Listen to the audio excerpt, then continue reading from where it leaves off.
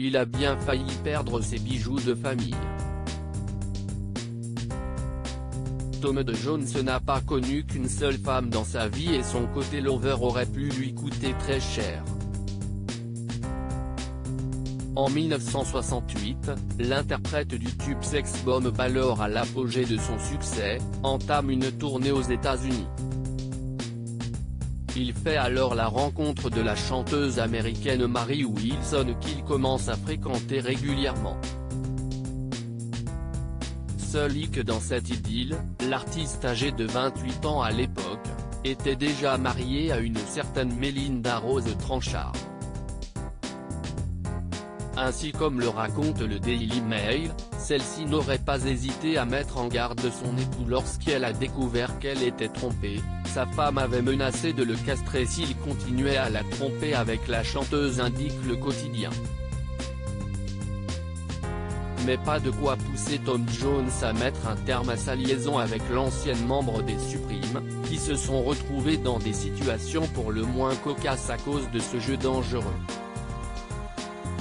Une fois, Mary Wilson a même dû être exfiltrée en urgence de l'appartement de Tom Jones, à Bournemouth juste avant que sa femme Melinda ne débarque pour lui faire sa fête. Malheureusement tel est pris qu'il croyait prendre, dans le four de la cuisine, se trouvait un bon petit plat concocté par Mary Wilson. Et qui a cuisiné ça? Tu ferais mieux de vite remédier à tout ça, sinon tu seras plus capable de faire grand chose sans ta paire de couilles, lui aurait menacé son épouse. Mary Wilson n'est plus, tandis que Tom Jones va fêter ses 81 ans cette année.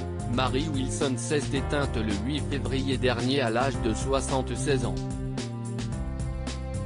La membre historique de The Supremes est morte soudainement dans son domicile, 2 jours après avoir annoncé qu'elle allait publier un nouvel enregistrement et rééditer son premier album solo, sorti en 1979. Les circonstances de sa disparition n'ont pas été dévoilées, mais celle-ci a fortement attristé son amie Diana Ross qui a tenu à lui rendre hommage sur Instagram.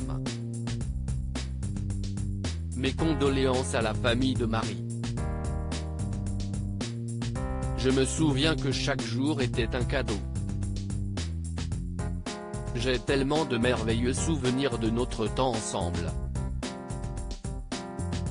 The Supreme vivra dans nos cœurs, a-t-elle écrit en légende d'un cliché du trio vocal féminin dont faisait également partie Florence Ballan.